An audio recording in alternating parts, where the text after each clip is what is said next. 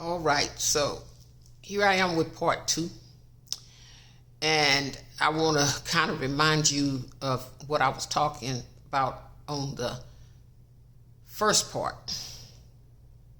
Silence. That's our best weapon against Satan. And Maya Angelou, she stated that, I want to make sure I get this right. Everything that's thought doesn't have to be said. And everything that's said doesn't have to be said by you. We have to learn that God wants us in a quiet place sometime. He wants us to stop talking. Sometimes we say, excuse me. Sometimes we say, well, I've been praying and praying and praying. It's like God doesn't hear me. Here's what Maya Angelou said. No, because he wants you to be quiet. He hears you, but when you have said all that you have to say, you don't have to keep reminding God of what you said and what you want. He heard you, but he wants you to listen to him.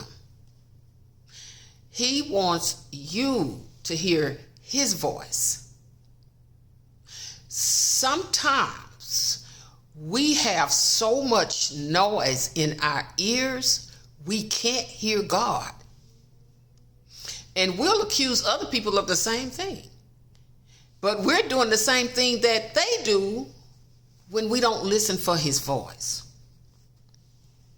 God is concerned about what you have to say. He's not ignoring you.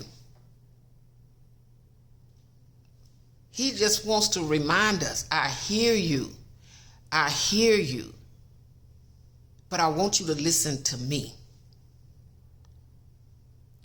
Silence is not a sign of weakness.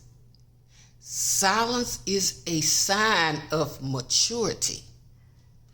Because when God is doing things, we can't rush him. We don't even know what all he's doing. This is why Satan is so skilled at attacking us, because we won't be silent. We won't listen to the voice of God and for the voice of God. Always having to respond is not a sign of maturity.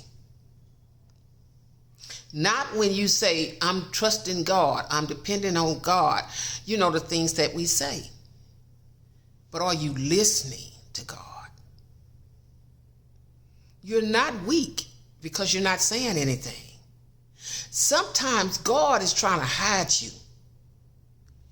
in a safe place. A sister of mine told me, sometimes, Electra, where we want to be out front, God is telling us to go back to the back. He's got your name on the minds and in the mouths of people. You don't have to be present. Because what God is going to do with your life, he's going to do with your life. Nobody can take anything away from you that God has for you. But sometimes God can't give you things in the manner, in the time frame that he wants to give it, because you haven't matured yet. You haven't matured to the point where you know how to sit, be quiet, listen for God's voice. Listen for his voice. God say, you're listening to everybody else. You come to me, but you go back and you listen to everybody else. You come to me with questions, looking for answers. Even if I give you an answer, you're not taking heed, because you're allowing the masses to take control of your hearing. So only voices that you're hearing is their voices, because their voices is drowning me out, because you keep going amongst the masses instead of staying in the hiding place where I placed you. I put you in that hiding place, right in the presence of your enemies. God wants you and him with some time alone. He don't have to work in crowds. He want to be alone with you, that you can hear his presence. And with that, the only way you're going to do that is you have to go silent. You have to go silent. Listen for his voice. You will move away from depression. You'll start moving away from anger. You'll start moving away from vulnerability. You'll start moving away from all these evil spirits that's trying to be a part of your life. Evil spirits are real. Demonic spirits are real. Let's stop acting like they aren't, because if they weren't real, the Bible wouldn't speak of them.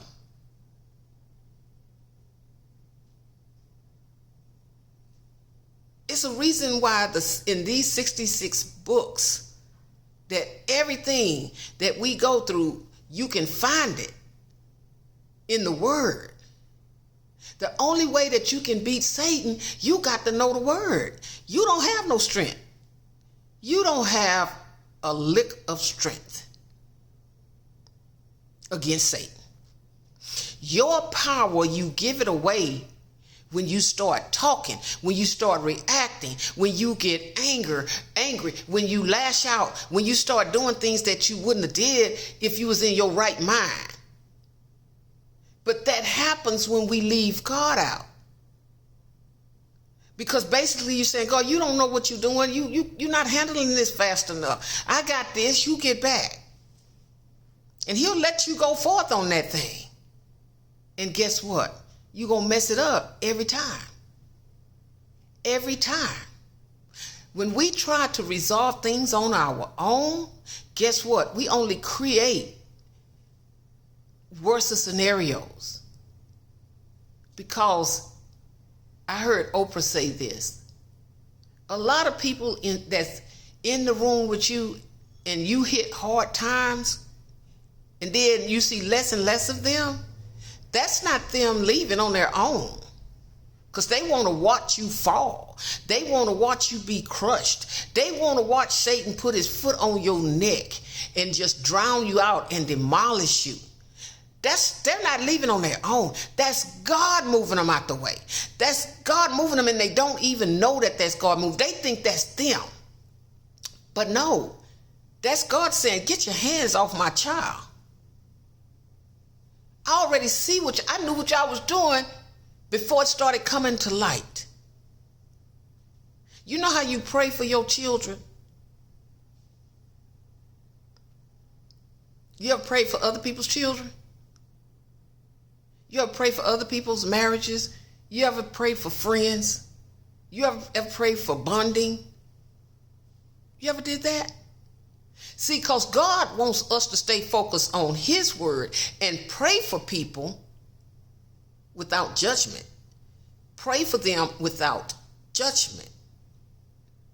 Pray for them fervent prayers, sincere prayers. Lord, you don't have to do what I want you to do. I know you're not going to do what I want you to do, but God, have your way.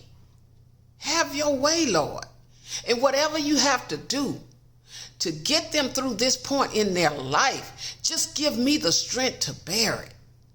You ever did that with your kids? They be acting out so bad. You have to pray and ask God, Lord, I know you loaned them to me. I'm giving them back to you. So whatever you do, Lord, even if you got to take them all the way down, strip them to nothing, give me what I need to be able to handle it. And God will strip them down right in front of you. And he will help you to understand why. The enemy will stand back and laugh. But God will let you know, I'm doing a new thing. And the only way I can rebuild them is I got to tear them down first. All right? Go silent. Stop talking so much.